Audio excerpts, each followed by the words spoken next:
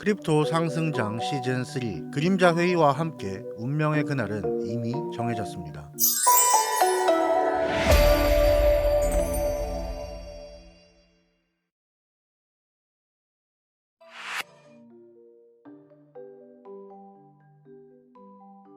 혹시 이 사진을 기억하십니까? 2025년 3월 세간을 뜨겁게 달구었던 백악관 크립토 서밋 행사의 한 장면입니다. 전 세계 크립토인이 부푼 마음으로 기대하던 행사였죠. 소문난 잔치에 먹을 것 없다고 했나요? 전 세계의 기대를 끌어모았던 이 행사는 결국 그렇다 할 결과물 없이 흐지부지 막을 내리는 듯 했습니다. 하지만 이날 연극은 시작되었습니다. 실질적인 미국의 행정적 결정을 내리는 데 있어 가장 중심에 있는 대통령, 재무부 장관, 상무부 장관의 주도하에 크립토 업계 잔뼈 굵은 대표들이 한자리에 모여 4시간이 넘는 시간 동안 철저히 비공개에 가려진 회의를 이어갔습니다. 그리고 아무런 성과 없는 이벤트가 끝난 후 이 중차대한 이벤트는 단순 업계 네트워킹이라는 포장으로 사람들의 기억에서 잊혀져 갔습니다. 하지만 사실 이건 새로운 시장 주도권 재편 회의였죠.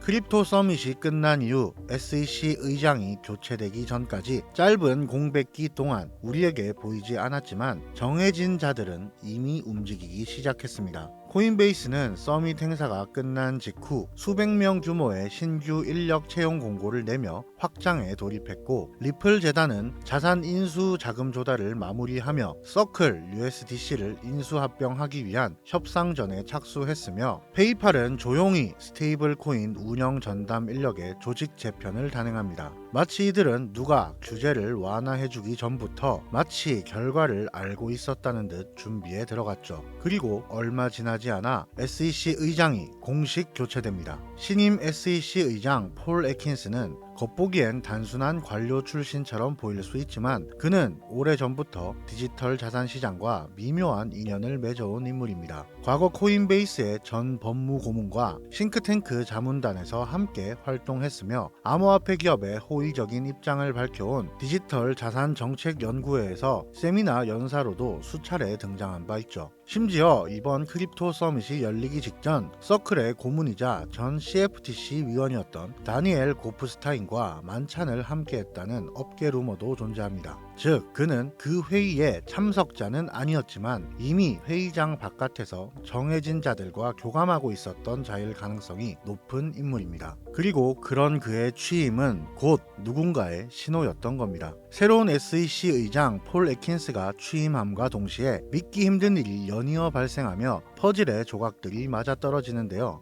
코인베이스는 미등록 증권 판매, 스테이킹 서비스 불법 운영 등으로 소송 중이던 사건들이 기각 결정을 받아 종료되었고, 15개월째 페이팔이 만든 스테이블 코인 PYUSD는 무허가 증권 및 소비자 보호 위반이라는 명목으로 조사받고 있었으나 폴 애킨스의 취임과 동시에 15개월간 진행되어던 조사는 종료되어 버렸으며, 상무장관의 장남은 36억 달러를 모금하며 4만 2천 개의 비트코인을 보유한 비트코인 수탁 기업을 번갯불에 콩 구워 먹듯 창립했고, 리플랩스는 USDC 서클 인수에 착수하는 모습을 보임과 동시에 전방위적인 생태계 확장에 나서며 새로운 활로를 확보하기 시작했고, 이 모든 이슈들은 크립토 서밋에 참석한 유일한 언론사 비트코인 매거진이 대서특필하며 여론을 움직이고 있습니다. 기관, 기업, 언론을 통제하고 있는 보이지 않는 그림자 세력은 이 시장에 꼬여있는 매듭을 풀어주고 있습니다. 이건 의도된 방관이며 암묵적 승인입니다. 하지만 모두에게 공평하지 않으며 정해진 자들에게만 통로를 열어주고 있고, 그 정해진 자들은 크립토 서밋의 원탁에 앉아있던 인물들이죠.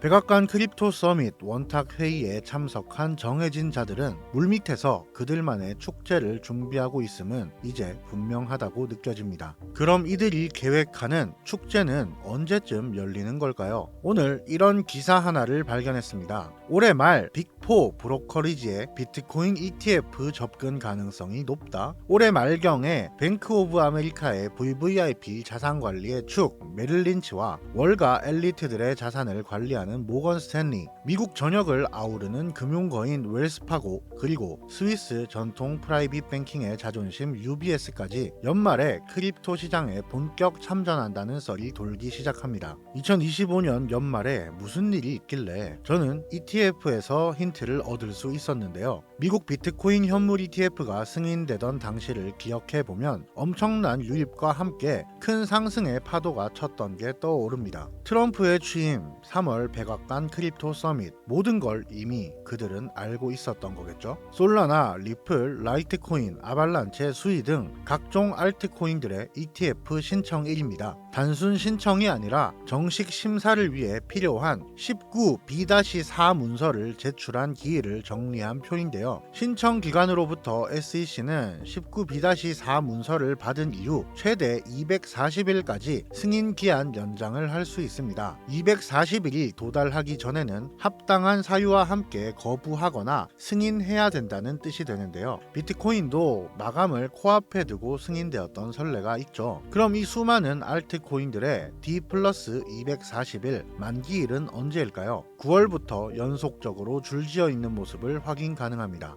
왜 9월인가? 미국 무역 대표부 USTR이 반도체 전기차 분야 관세 재조정안을 중국과 함께 다시 협상하기로 한 시한은 7월 말, 또한 중국 상무부와의 최종 회담도 8월 중 개최 예정이며 9월 18일, 10월 30일은 미국 중앙은행의 금리 결정도 있는 상황. 그들은 9월을 기다리고 있는 게 아닙니다. 9월을 설정한 것이죠. ETF 승인이라는 폭탄은 우연히 터지는 게 아니라 정확히 그들이 의도한 날짜에 맞춰 작동하도록 설정된 시한 장치라고 보는 게 맞지 않을까요?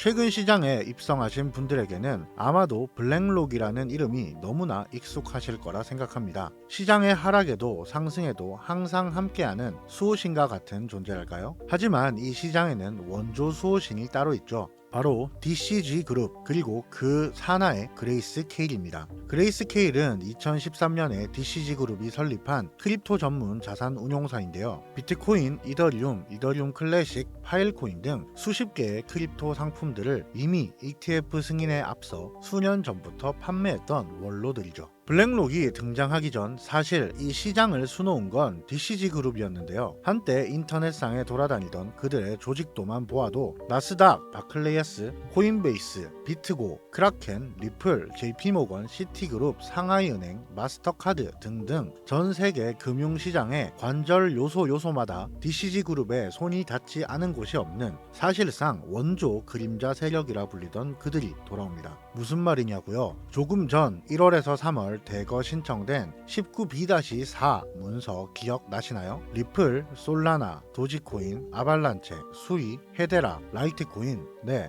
이미 한 수 앞, 아니 두 수, 세 수 앞을 보는 DCG 그룹은 이미 그레이스케일 자산 운용사를 통하여 ETF 상장 이야기가 돌기 훨씬 이전부터 신탁 상품을 조성하여 기관들을 대상으로 판매하기 시작했고, 그레이스케일이 판매 중인 모든 신탁 상품은 현재 없어서 못 파는, 즉 프리미엄이 붙은 가격에도 판매자가 없어 구하지 못하는 수준에 이를 만큼 기관들의 관심을 끌고 있는 현실입니다. 그리고 여기서 소름 돋는 사실은 ETF가 승인되기 전 이미 기관들에게 판매 중이던 그레이스케일의 비트코인 신탁 상품 GBTC는 그대로 현물 ETF로 넘어갔고, 마찬가지로 ETF가 승인되기 전 기관들에게 판매 중이던 이더리움 신탁 상품 G-이더리움 역시 고스란히 현물 ETF로 승계되었습니다. 그리고 현재 영상을 촬영 중인 2025년 5월 2일 그레이스케일 공식 홈페이지에 등재된 알트코인의 신탁 상품 수는 23개, 그리고 그레이스케일은 현재 이 모든 알트코인을 나스닥 거래소에 ETF 상장 심사 준비 중입니다. 발표는 없었지만 결정은 존재했던 크립토 서밋. 준비된 꼭두각시 SEC 의장 폴 애킨스. 규제 완화가 아닌 계획된 침묵과 함께 누군가 써놓은 소설 각본처럼 모든 것이 9월에 정조준되어 있는 알트코인 ETF들, 그리고 그 아래에서 조용히 미래를 그리고 있는 원조 세력 DCG 그룹과 그레이스 케일. 시장은 우연처럼 보이는 필연으로 흘러가고 있습니다. 그날은 이미 정해져 있습니다. 오늘 영상도 도움되셨다면 구독과 좋아요로 많은 응원 부탁드리고요. 궁금하신 내용은 댓글로 남겨주시면 답변 드리도록 하겠습니다. 더불어 비슐랭 펜딩 멤버십이 오픈했습니다. 5월 25일까지 가입하시는 구독자분들은 초기 구매 혜택으로 10년 전 가격 28,800원에 평생 구독 가능하시니 댓글에 링크 참고 부탁드리고요. 저는 또 다음 시간에 찾아뵙겠습니다. 감사합니다.